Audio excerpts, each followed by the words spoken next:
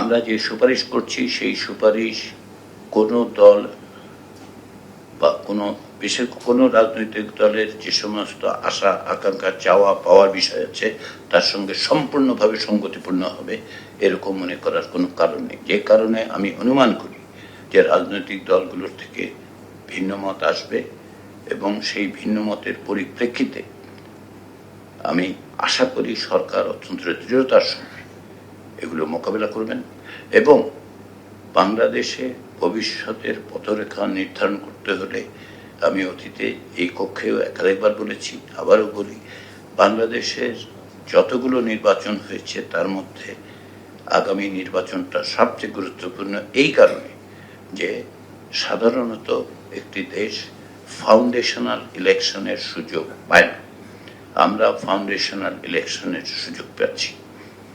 এটা একটা সুযোগ ছিল 1973 সালে, সেটা আমরা ব্যবহার করতে পারিনি। আমরা তিনবার গণতন্ত্র উত্তরণের সুযোগ পেয়েছি, আমরা সেটা ব্যবহার করতে পারিনি। এই চতুর্থবারের মতো আমরা গণতান্ত্রিক প্রক্রিয়া থেকে অগ্রসর হচ্ছি, কিন্তু এই নির্বাচন নির্ধারণ করবে কি কারণে?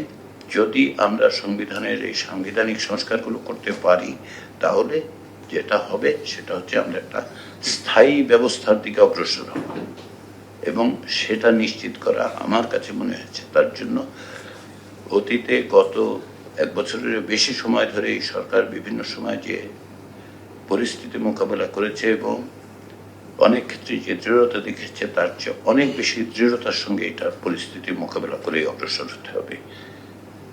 এর আসলে প্রকৃত পক্ষে কোনো বিকল্প নেই।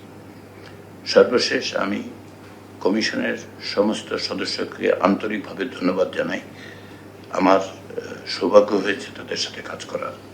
আমি কৃতজ্ঞতা প্রকাশ করি মাননীয় প্রধান উপদেষ্টা আপনার কাছে যে আপনি আমাকে এই দায়িত্ব দিয়েছিলেন।